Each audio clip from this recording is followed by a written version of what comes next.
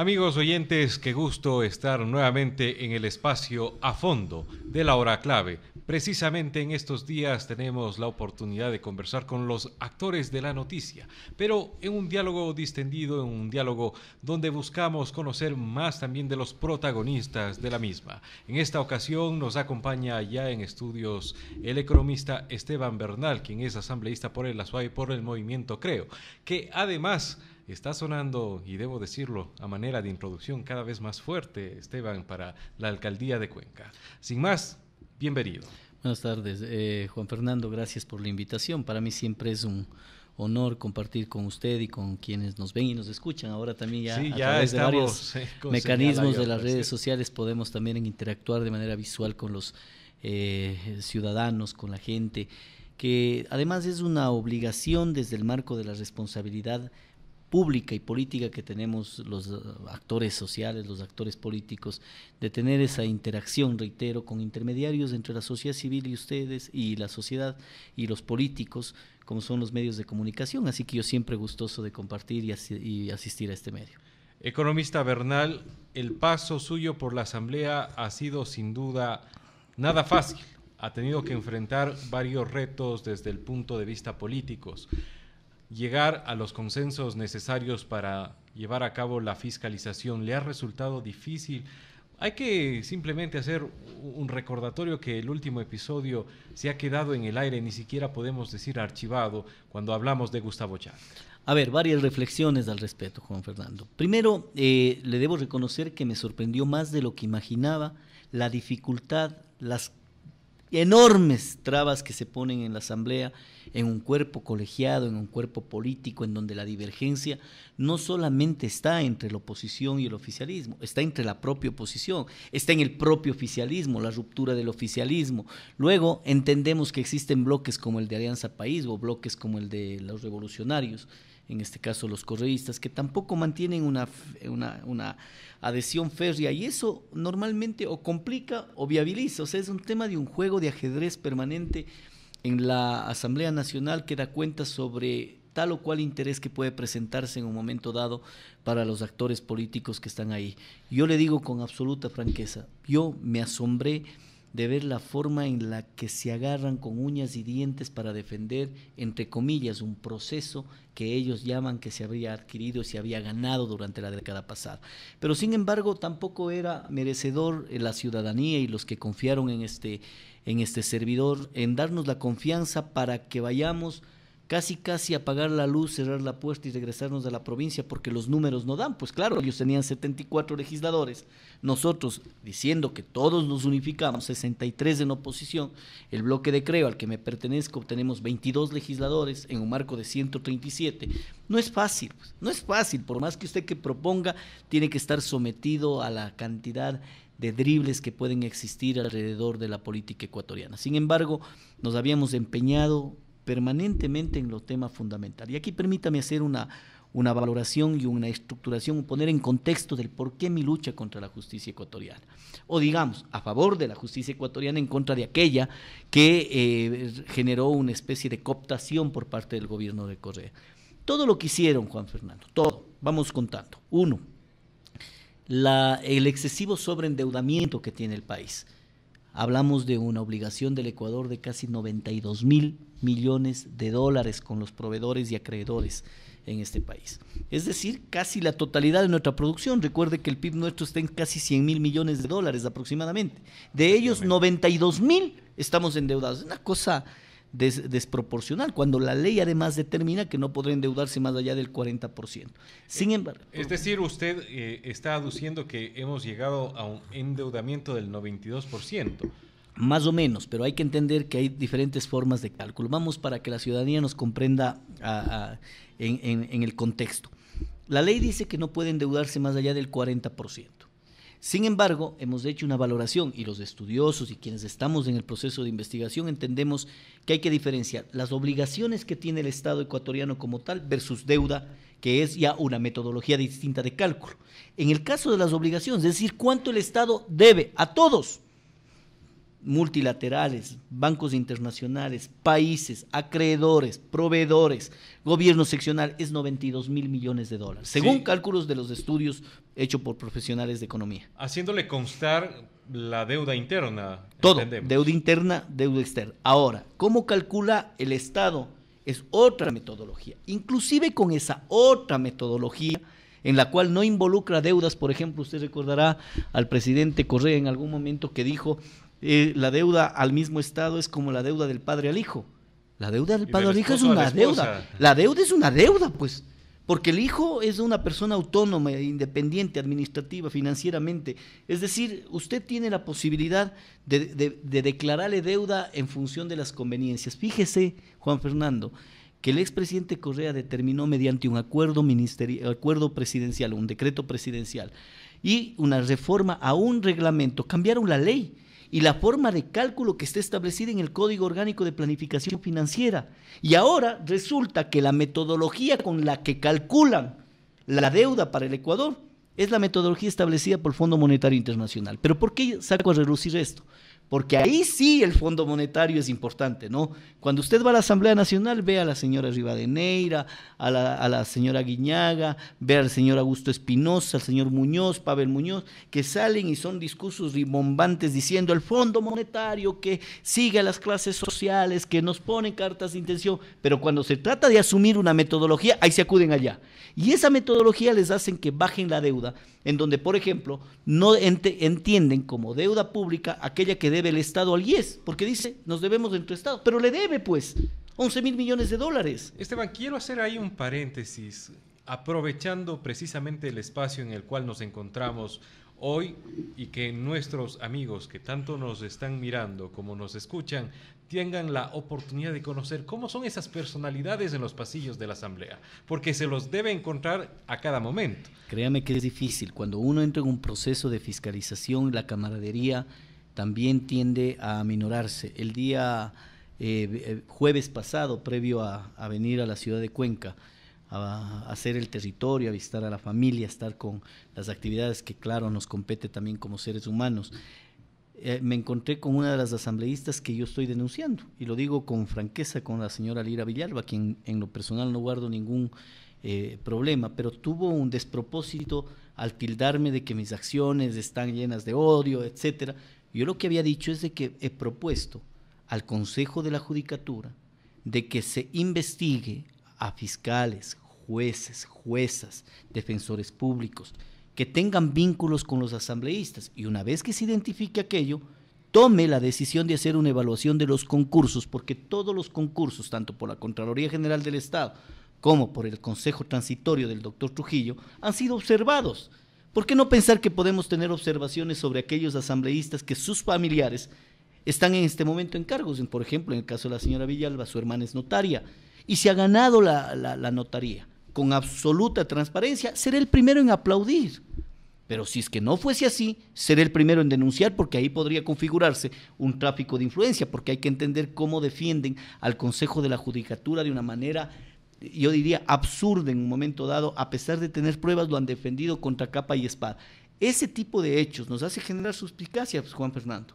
Y usted dice, a creer que hay algo ahí hay algo de por medio. Entonces pedimos investigar, y como no les gustaba que se les investigue, no les gustado, nunca han sido fiscalizados, genera ese tipo de, yo diría, improcedencias, ese tipo de actitudes que se vuelven ininteligibles en algún momento, y le increpan. Y lo que le he dicho, vea, asambleísta, mi función es fiscalizar.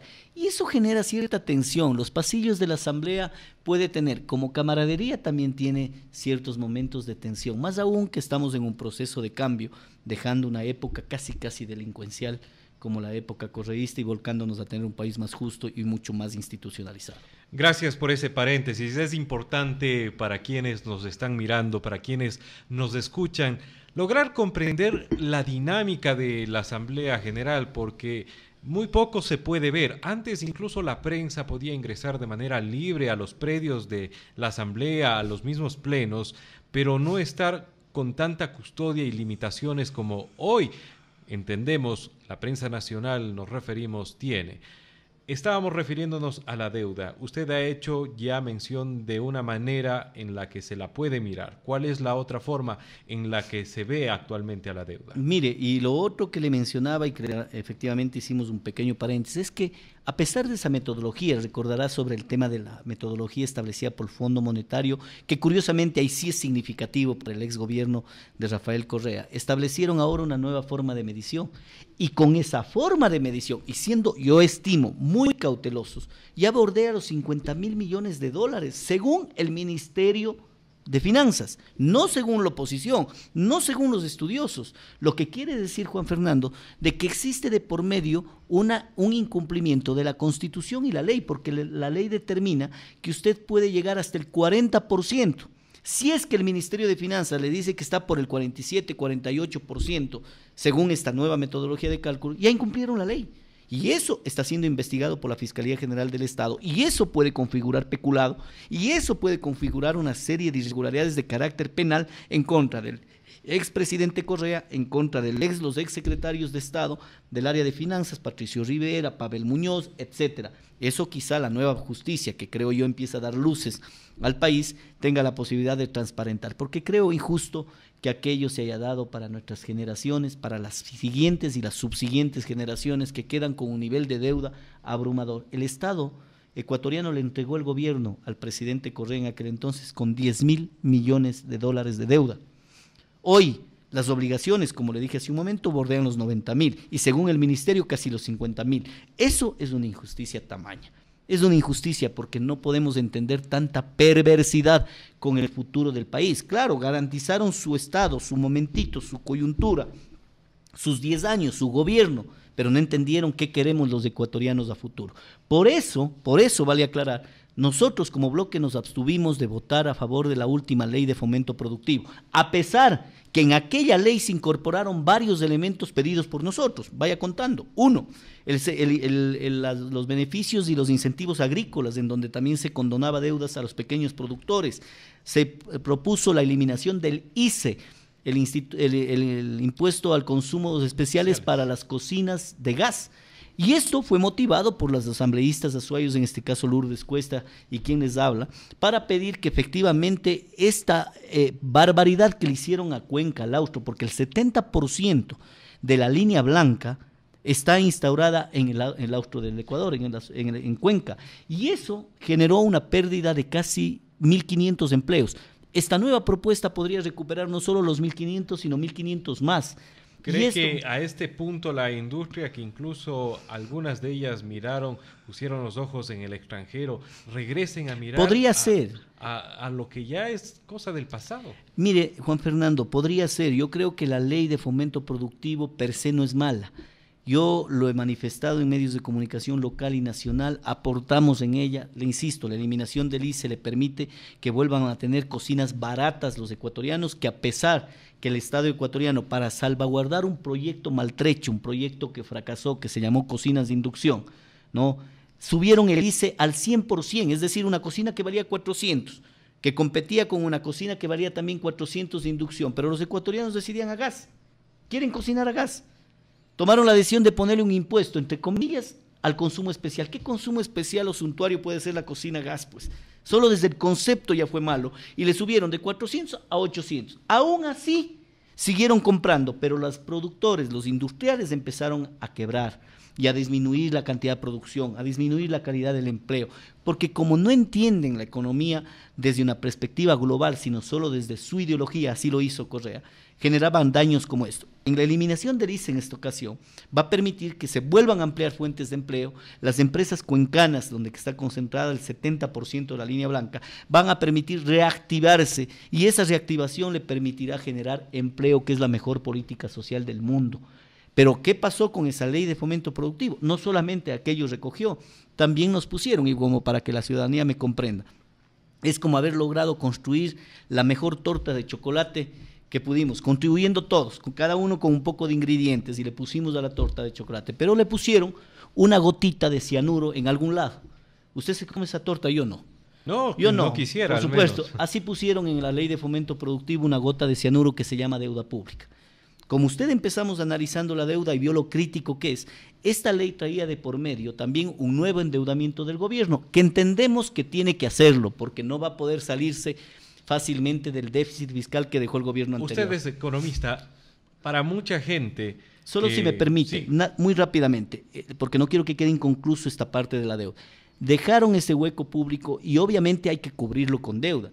Nosotros estamos conscientes, lo que no podíamos permitirle y no aprobamos, por eso nos abstuvimos, es que el gobierno planteaba que le demos carta abierta para endeudarse de la forma que creyere pertinente durante los próximos 3 años, sin que la Asamblea tenga el control, a pesar que la Constitución y la ley establece que el control de la deuda lo tiene que tener la Asamblea. ¿Qué pedíamos nosotros? Mándennos un plan de estabilización previo al endeudamiento para saber a dónde van esos recursos y que no vaya a gasto corriente. Nos dijeron no, perfecto, nuestros votos no cuenten para eso, porque para nosotros esa es la gota de cianuro en la torta de chocolate. ¿Es como firmar un cheque en blanco? Totalmente, ese es el término. Cheque en blanco no lo íbamos a dar. Le dieron los demás partidos, lo dieron los socialcristianos, le dio el BIN, le dio el propio oficialismo. Ellos sabrán responder del nivel de deuda en el momento adecuado.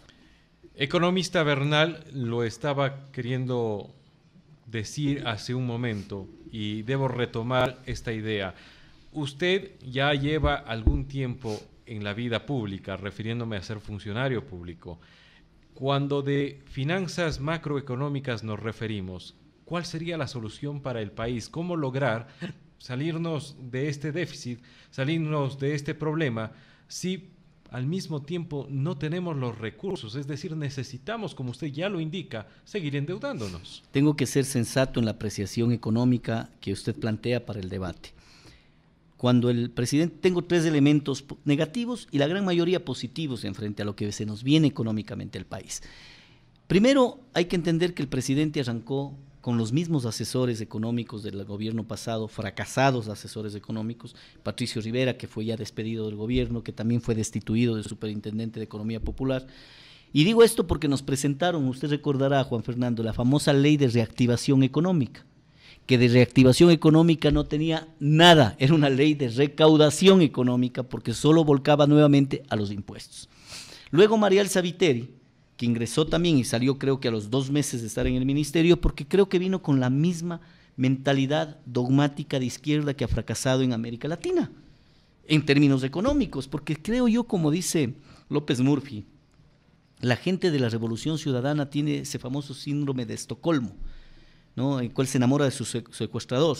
Ellos se enamoran de la destrucción, se enamoran del daño, se enamoran de lo que no se debe hacer, se enamoran de todas las cosas aberrantes, porque lo que no deben hacer es volver a endeudar, lo que no deben hacer es volver a generar gasto público excesivo, y lo que sí deben hacer, y no lo hacen, es impulsar la empresa privada, y por eso le dije, volquémonos en 2 momentos. Uno, la del gobierno en la previa a esta nueva ley, que fue devastador y que obviamente le hizo perder un año, 25% de su capacidad de solución al país luego de haber sido electo presidente de la República. Un año se ha tardado para presentarnos una alternativa. Primero, es un primer reparo. Esta alternativa tiene un giro ideológicamente hablando de largo y me parece plausible, es decir, se salió de ese club de grupos de izquierda de América Latina que le ha hecho mucho daño al país. Del siglo XXI. Sí, señor, se salió. Usted vea que el nuevo ministro presenta una propuesta de incentivo tributario, no de carga tributaria, en donde usted tiene a un inversionista, cualquiera, llámele a cualquier inversionista, que viene en América Latina, visualiza América Latina y quiere poner $1 y dice, voy a ponerlo en Colombia, perfecto, el otro dólar, voy a ponerlo en Perú, perfecto, el otro dólar, ¿lo va a poner en Ecuador? No lo pongo, mejor lo guardo. ¿Por qué? Porque aquí tengo un infierno fiscal, porque a mí me cambian las reglas de juego tributarias para crecer mis impuestos, hacer que pague más cada 6 meses. ¿Algún inversionista nos pondrá $1 acá? Ninguno. ¿Sabe cuánto es la inversión extranjera 2017 en Colombia?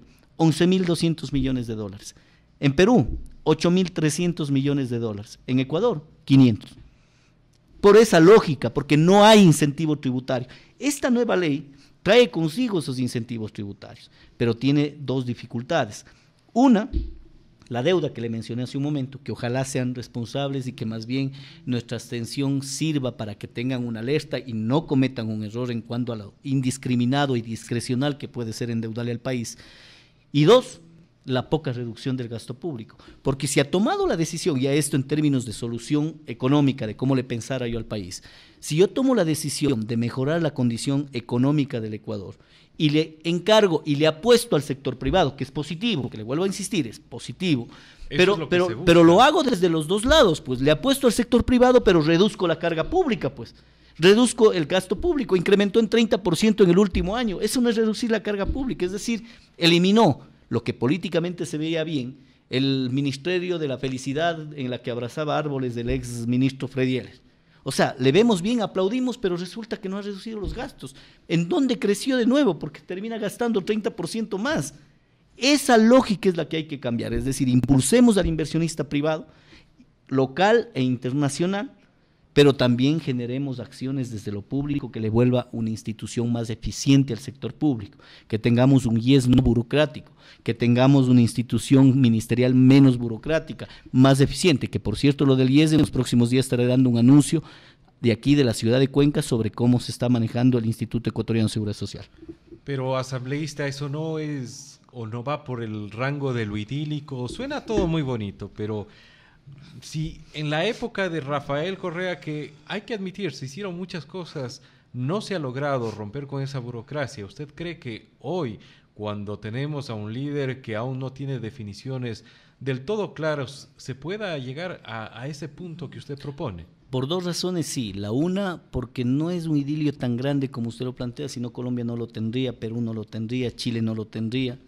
¿Sí? Países que realmente son vanguardistas en América Latina, donde que tienen niveles de inversión pública, inversión privada de una manera abrumadora, captan recursos, llegan a tratados de libre comercio bilaterales, multilaterales con el mundo, no le tienen miedo al tema ideológico. ¿Quién dirigió Chile en los últimos años? Ricardo Lagos, Michelle Bachelet. ¿Sabe quién era Ricardo Lagos? Era un pupilo de Salvador Allende, que era el socialista de la década del 70, que murió, usted recuerda, en el ataque de Pinochet, en 1973 exactamente.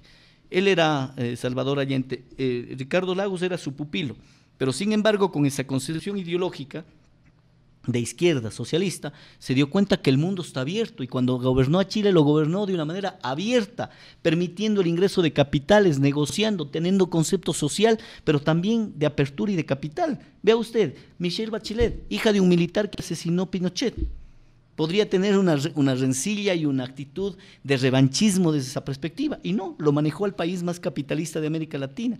Entonces, ¿sí hay cómo? El problema es que más bien, al revés, por eso le decía dos elementos, uno, los ejemplos, y dos, no puedo comparar con Correa, pues, porque Correa lo que hizo es al revés, burocratizó al país, no tengo los datos a mi mente en este momento, pero es un crecimiento exponencial entre la carga burocrática del 2007 versus la que dejó en el 2017 y la que le sigue manteniendo Lenín Moreno. Lo que decimos es más bien vamos al revés, vamos de retro en ese tema para que ese grupo de gente primero no se siga llenando, disminuya el gasto y a impulsar el sector privado para que migre hacia allá, porque no podemos dejar sin empleo a la gente, pues, pero tenemos que generar productividad, desarrollo, producción y que la gente del sector público, que hoy son tres en una misma oficina, la una pone el sello, la otra revisa si el sello fue puesto bien y la otra entrega el documento. No, tenemos que tener una persona que ponga el sello, verifique y entregue, pero las otras dos personas no es que van a quedar desempleadas. Esa es la mayor preocupación. Hay que hacer que migre, pero es que este es un tema, mire, Churchill decía en los años 40, con mucha sabiduría, decía, cuando un político se convierte en estadista, piensa en las futuras generaciones, no en las futuras elecciones, que es lo que hemos vivido en los últimos 11 años de manera totalmente abrumadora. Si nosotros pensaríamos en las futuras generaciones, ese tipo de política le va a permitir que tenga un concepto global. Entonces, si usted disminuye el tamaño del Estado, no va a generar desempleo, porque si permite a vez en paralelo el crecimiento del sistema productivo sin temor a los que producen, a los que progresan, a los innovadores, a los renovadores, a los del sector privado, usted va a permitir que ese capital de trabajo humano migre hacia el sector privado y migre a lo mejor con mejores condiciones laborales y obviamente ahí le genera un grado de estabilidad económica al país. Asambleísta, otro tema que vale la pena tocar es precisamente las futuras elecciones. ¿Cómo las está mirando usted? ¿Ha conversado con su familia? Entiendo que su familia aún vive aquí en Cuenca. No, pero por supuesto, solo yo nomás me voy unos días por Quito, pero de ahí yo no me he cantonado, ¿no? He hecho una representación seria, formal de mi provincia en la Asamblea Nacional, que tiene que ser puesto al escarnio público, inclusive, para que me puedan criticar cuantas veces sean necesarias, pero también aplaudir a aquellas que la pueda acertar. Pero yo, indudablemente, yo vengo todos los fines de semana y hago territorio, voy a visitar las parroquias, voy a visitar los barrios, converso con la gente y eso a uno les retroalimenta. La familia bien, la familia en casa, con calma, pero veía que al inicio de la entrevista, algo que no lo tocamos, usted arrancaba dando una noticia como de cierto. Yo creo que se ha propuesto en la ciudad la posibilidad de que uno pueda asumir. Su movimiento del cual usted es parte Sí. está hablando con casi cierta certeza de que usted se viene para Cuenca. Que yo sería el candidato a la alcaldía de Cuenca. Yo le debo decir, Juan Fernando, para mí sería un honor servirle a Cuenca, a mi Cuenca, como su alcalde. No desprecio la alcaldía, quiero ponerlo esto como contexto asambleísta, pero ¿no es acaso servirle también a la SUAY, en este caso la provincia, desde la asamblea? ¿Por qué quizás sería mejor no considerar dejar ese curul? Ninguno de los venir acá? escenarios están descartados. Yo le voy a decir, no he descartado ser candidato a la alcaldía de Cuenca. Hay que pensarlo y hay que pensarlo desde una perspectiva de responsabilidad. A ver, perdóneme interactuar con usted preguntándole No, también, yo pero soy el claro. entrevistado, pero interactuemos. ¿Usted cree que para mí es fácil tomar la decisión de dejar 2 años de ser asambleísta porque hay que renunciar? De dejar la comodidad, la tranquilidad de seguir representando. Y creo que bien hasta el momento, ojalá no descuide aquello y no decaiga en esa impetuosidad de seguir adelante en el proceso de representación legislativa de mi provincia de la SUAY, por tomar una decisión de venir algo que es incierto, una candidatura, porque nadie le da la certeza sino hasta el último día. La política es como el fútbol, ahora que estamos futbolizados, ¿no? En el minuto 90 puede ganar las elecciones otra persona. Ese es otro problema porque entendemos que la cancha electoral en Cuenca se viene de la mano, entre otros nombres, con Jefferson Pérez. Entendemos también, y ya se ha nominado al actual alcalde, Así es. entendemos que Paul Carrasco y 2 figuras que para usted representan mucho estarían compitiendo con usted. Bueno, yo creo que la política es un tema de decisión, pero ¿sabe qué más, Juan Fernando? Es una decisión basada en los elementos de percepción, de sensibilidad entre el político y el elector. Si usted me dice qué siento cuando vengo a Cuenca, luego de mi jornada legislativa en la ciudad de Quito, adhesión, cariño, voluntad, camino. Yo estoy en la calle, salgo con mis hijos al mall, estoy con mis hijos en un restaurante, salgo con los amigos, voy a dar una vuelta. ¿Su vida Hago no ha intercambio, cambiado no ha cambiado desde que es en nada. asambleísta? Y la sensibilidad que siento, la percepción del muy bien Esteban, bien la representación, es grato, pero yo tengo la sensación que es un apoyo y un aplauso a mi representación legislativa. ¿Qué siente de una eventual candidatura de Esteban Bernal la ciudadanía de Cuenca?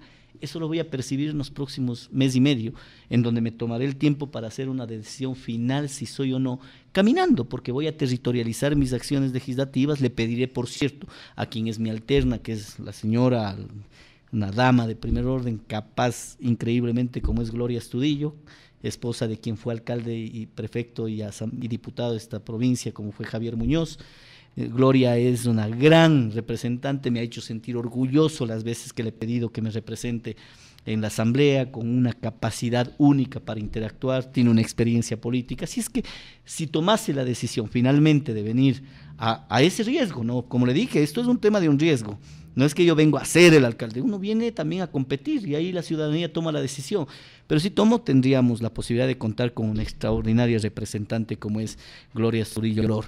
Por lo demás, Juan Fernando, lo que hay que hacer es sensibilizarse con la gente y ver números.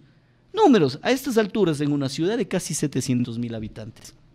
Usted tiene que tener la sensatez de hacer una evaluación técnica y efectivamente de saber cómo percibe la gente esa probabilidad. Y si es que hay las condiciones, téngalo por seguro, que la vida de la política es un asunto de decisión. De decisión. Y si algo me ha caracterizado en mi vida es saber decidir. Economista Bernal, ¿qué tan sencillo sería competir por una alcaldía contra quienes en su momento, pues a más de ser aliados políticos, también han sido amigos? Nos referimos al actual alcalde y al actual prefecto.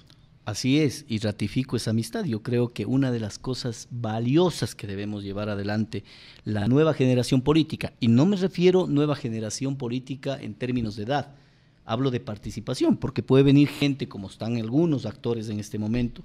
Conozco de cerca a Fernando Callejas, un hombre valioso de la ciudad de Ambato, que fue alcalde de Ambato, y a pesar de sus años, digo, a pesar de sus años, por el hecho de que siempre la gente quiere nuevos, que quiere jóvenes, tiene una capacidad y tiene una forma de quererle al país que es envidiable, que le enseña a uno. Así es que la nueva generación política, no entendida solamente por edad, sino interpretada por ese nuevo brío, esa nueva forma de ver al país, tenemos que darle un cambio.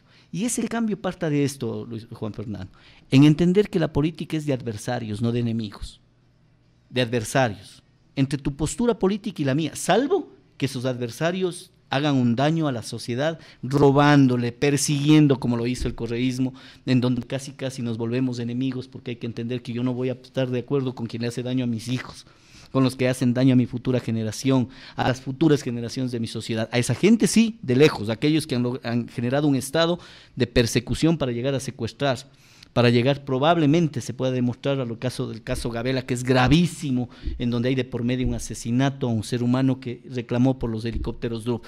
Todas esas cosas, Juan Fernando, tienen que dar un giro en la nueva política, que nuestros hijos nos vean haciendo política entre adversarios, no entre enemigos. ¿Qué le dicen sus hijos? No, pero eso de ahí de los niños a veces es muy complejo. Mi hijo Juan Daniel es un muchacho que le pone un ímpetu único en este tema, pero no se vincula mucho, y qué bueno, a la política. Yo recuerdo que sus dos hijos, entiendo que usted tiene una hija y un hijo, fueron parte muy activa de su campaña. Estuvieron a mi lado. Yo sin ellos no tendría la fortaleza anímica ni la capacidad moral para poder enfrentar un espacio tan duro como es la política. Yo con ellos camino, yo con ellos sonrío, yo con ellos me abrazo, y me abrazo para las alegrías y las tristezas, porque la política tiene sus vaivenes. Hay a veces momentos en los que triunfo, y hay momentos en los que decaigo, y ese decaer a veces le lleva a uno a intentar tomar decisiones. Le voy a contar un secreto y una infidencia. Luego del juicio a Yal, cuando le dejaron en el limbo, cuando vi que habían cosas tan aberrantes, en donde yo presento un informe de Contraloría que es irrefutable, que ya en cualquier país del mundo no solamente debíamos haber discutido, sino por unanimidad una disposición para que sea juzgado. Y tenemos asambleístas como la señora Silvia Salgado, que en el discurso, si usted revisa el video de la Comisión de Fiscalización, dice, sí, reconozco que el informe de Contraloría da cuenta de irregularidades del Consejo. Y yo lo primero que pensé era, ¿va a votar a favor? Y voto en contra del juicio. Entonces ahí usted dice, bueno, creo que empiezo a tener limitaciones intelectuales para interpretar ciertas cosas y actitudes de la política. Y en ese momento, mientras me dirigía a mi departamento, que obviamente lejano de mi ciudad, de mis hijos, de mi familia, uno toma una decisión y dice, me retiro, al menos voy a darme un compás de unos 3 meses, me abro. Pero a reglón seguido, Dios siempre da la fortaleza para entender que si no estamos ahí, ¿quién defiende? Alguien tiene que hacerse cargo, y ahora asumí una responsabilidad, y esa responsabilidad la estoy cumpliendo con toda la firmeza y fortaleza del caso. Ya que ha tocado nuevamente el tema de fiscalización, tengo que ir de atrás para adelante. Ustedes entenderán que se va dando varios temas sobre la mesa y no quiero perder la oportunidad de preguntar qué representa para Esteban Bernal María José Carrión.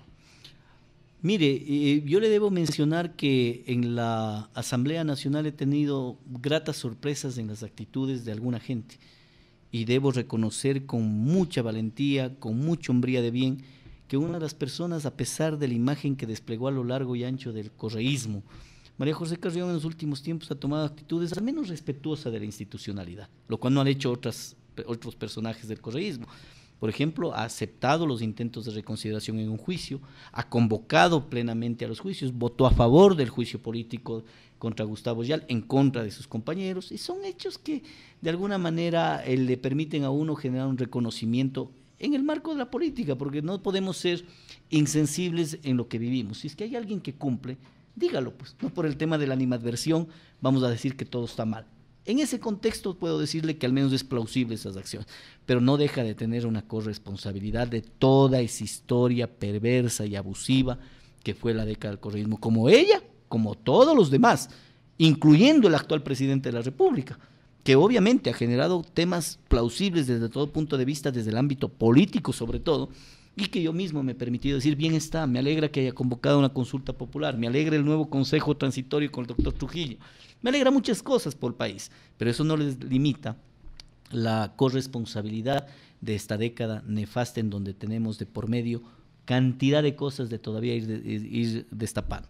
Pero hace unos días atrás me decía, para concluir esta reflexión, un colega suyo, Diego Kendo, en la ciudad de Quito, creo que es Radiovisión, me decía al aire, pero asambleísta, pero los ecuatorianos queremos más resultados. Y yo le respondí algo que después en la informalidad, extra micrófonos, Diego Kendo me decía, tienes razón. Pero le decía, vaya contando. A ver, tenemos vicepresidente preso. Y no es que estoy congraciándome de eso, porque esto apena más bien para los ecuatorianos, sino que diga, veamos los resultados, tiene un vicepresidente preso. Y alguien decía, otro comunicador nacional hacía mención que todo lo que ha dado bendición en su momento Lenín Moreno ha terminado tras las rejas. Sí, pues, y también le dio la bendición a Yal, esperemos a ver qué pasa con el juicio político en los próximos días. Pero vea usted, vicepresidente preso, 4 ministros presos, casi una docena de exministros de Correa imputados penalmente.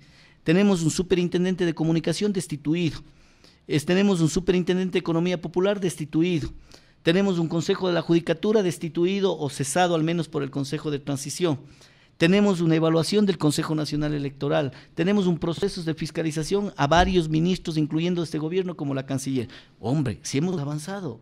Yo creo que a pesar de las cantidades de dificultades y las trabas que ha puesto ese enquistamiento del correísmo aún en la parte institucional del país, creo que como estructura política, más actores sociales, actores de los medios de comunicación, porque ustedes también forman parte de este accionar, de reclamar, de pedir respuestas, algo se ha hecho. Yo creo que el país avanza. El presidente Correa, el expresidente Correa, imputado en 3 temas graves, caso Gabela, caso Balda, el tema de peculado, el tema del caso Singh, el caso de Odebrecht, se viene aún hay muchas investigaciones. Nuevo fiscal, así es. Tenemos un nuevo fiscal.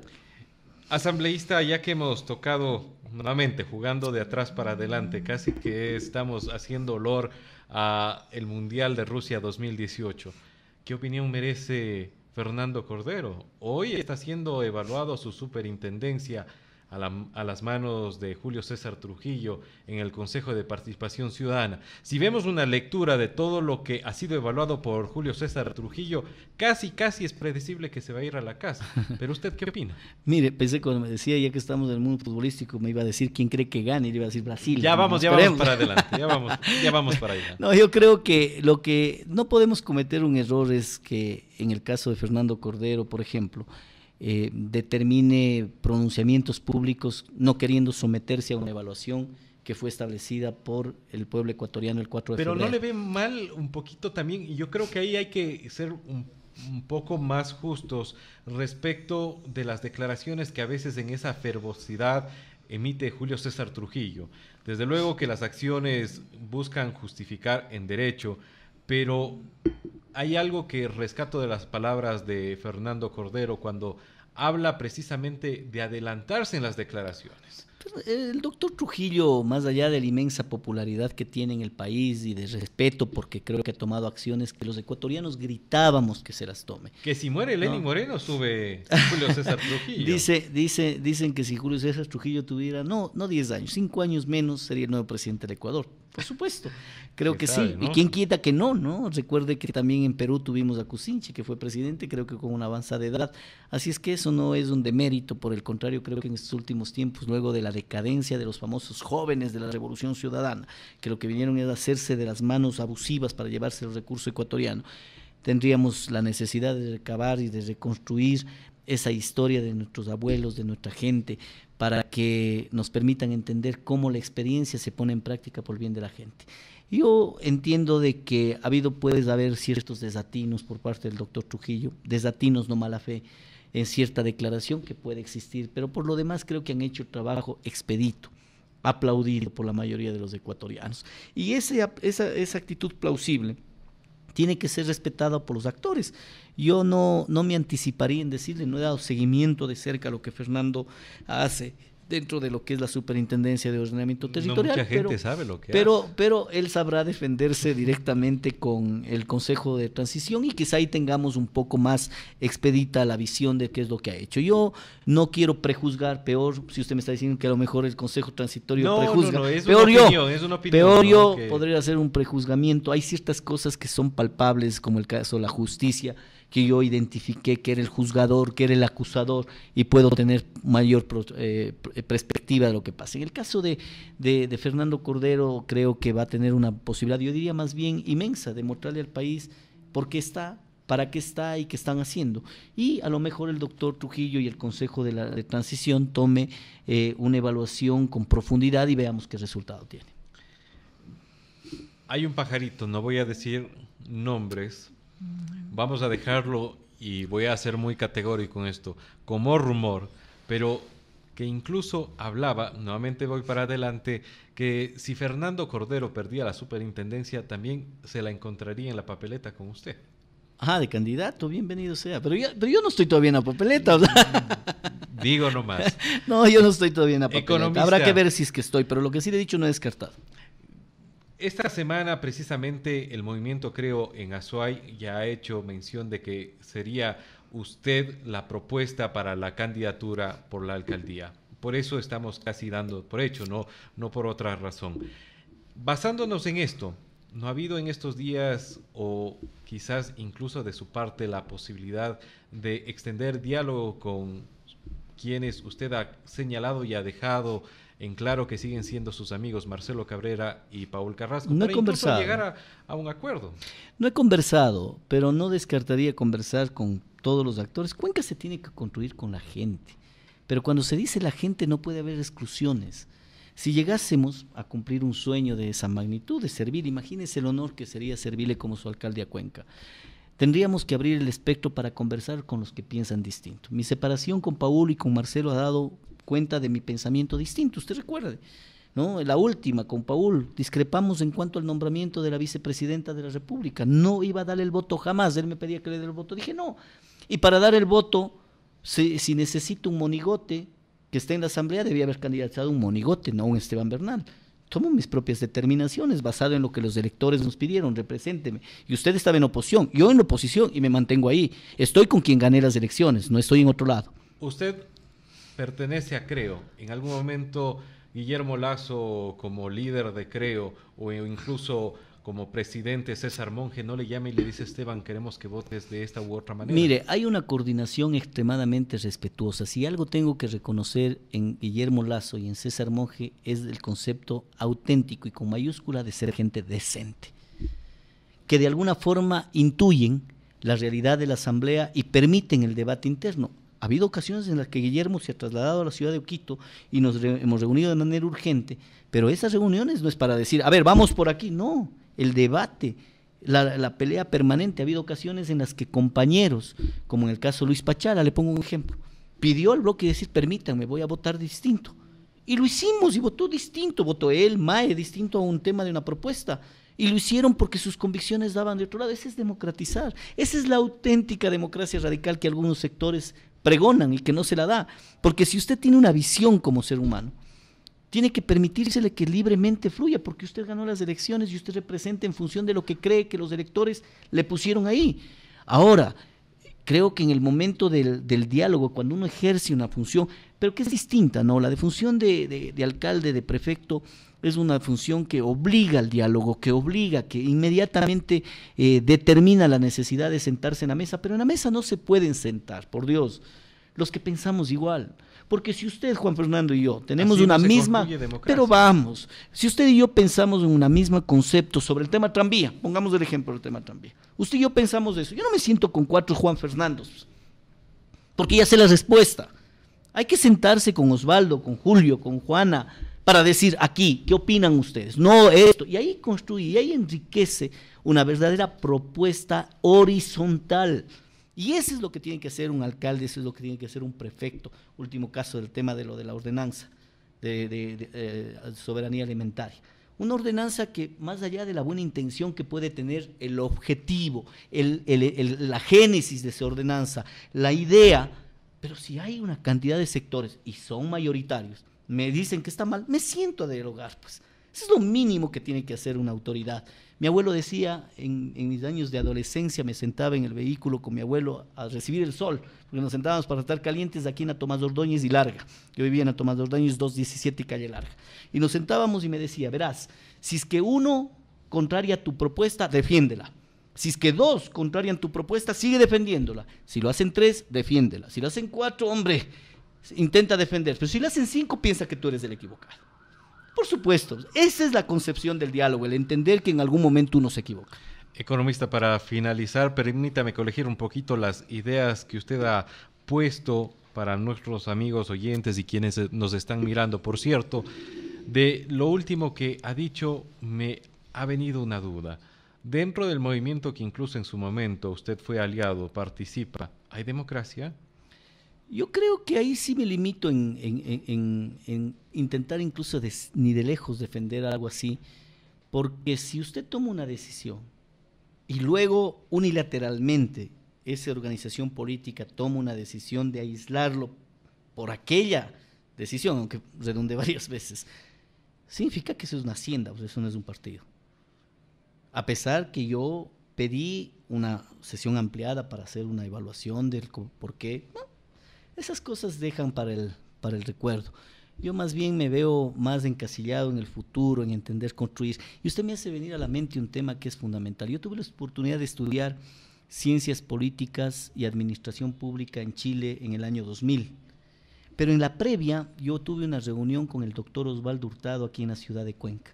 Y un periodista, joven periodista de entonces, ahora debe estar en algún medio de comunicación todavía sirviendo en esta noble profesión como la de ustedes. Le preguntaba al doctor Hurtado en ese entonces, en el año 99 por ahí, ¿no? Le preguntaba, doctor Hurtado, ¿cuál es su frustración en el ámbito político? Y el doctor Hurtado se viraba, pensaba con su mirada al ocaso y dijo, mi frustración es no haber logrado formar un verdadero partido político. Y yo me sorprendí, nunca pude entender esa expresión del doctor Hurtado. ¿Cómo entender si la democracia cristiana para entonces había participado en todas las elecciones desde el regreso a la democracia, con candidato presidencial? Llegó a la presidencia con Osvaldo Hurtado. Había tenido un candidato presidencial como Paz. Había tenido alcaldes de Quito, Cuenca, como Javier Muñoz, Rodrigo Paz, Maguad, que estaba en ese momento. Y Maguad había acabado de ganar las elecciones en el 98. Y escuchar a un líder histórico así que decía, no hay partidos políticos, se me volvía inentendible. Me fui a estudiar en Chile Ciencias Políticas. Y cuando vi el sistema de partidos de Chile, ahí me di cuenta que no tenemos partidos políticos, no tenemos sistema de partidos. Y le recuerdo como una anécdota, más allá de lo grato que ha sido esta entrevista para que nos escuchen los ciudadanos. Gutenberg Martínez era el presidente de la Organización Demócrata Cristiana de América, que dirigía este posgrado.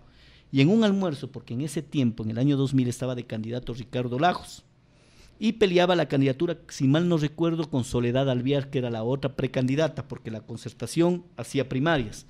Y le pregunto, el presidente de Chile entonces era Eduardo Frei Ruiz Tagle, Eduardo Frei. Y le pregunto a Gutenberg Martínez, le digo, Gutenberg, ¿y qué dice de esto el presidente Eduardo Frei? Y Gutenberg se viró sorprendido y me dijo, ¿y qué dice de qué? Digo, ¿qué dice aquí? ¿Crees que él ponga algún contrapeso en la política aquí para que gane Lagos o para que gane Soledad? No, él es el presidente de la República. Sí, pero ¿qué dice? No, él es el presidente, el partido es otro. Acá mandamos nosotros. ¿Se puede imaginar? Cuando aquí, si no hay la venia del prefecto para algo, si no hay la venia del alcalde para algo en el partido, si no hay la venia del presidente para algo en el partido, no camina. No tenemos sistema de partidos.